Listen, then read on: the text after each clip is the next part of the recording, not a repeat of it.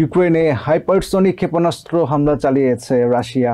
বৃহস্পতিবার এমন তথ্য দিয়েছেন রাশিয়ার প্রেসিডেন্ট ভ্লাদিমির পুতিন। তিনি হুঁশিয়ার করেন তার দেশের সার্বভৌমত্বের বিরুদ্ধে যে কোনো হামলা প্রতিহত করা হবে।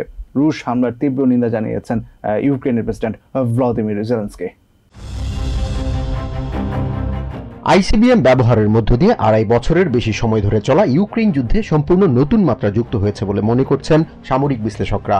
এর আগে গত ২ দিনে প্রথমবারের মতো আমেরিকা এবং ব্রিটেনের তৈরি দূরপাল্লার ক্ষেপণাস্ত্র দিয়ে রাশিয়ার ভূখণ্ডে হামলা চালায় ইউক্রেন।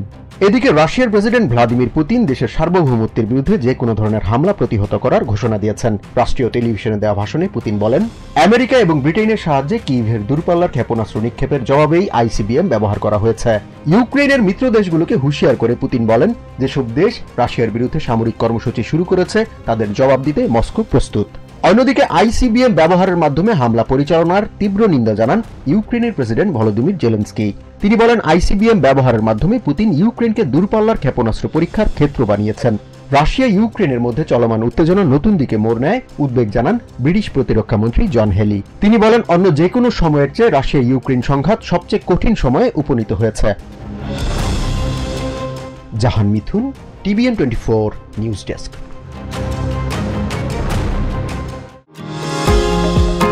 নিউ ইয়র্ক থেকে সম্প্রচারিত টিভিএন 24 টেলিভিশন বিশ্বজুড়ে বাঙালির কণ্ঠস্বর।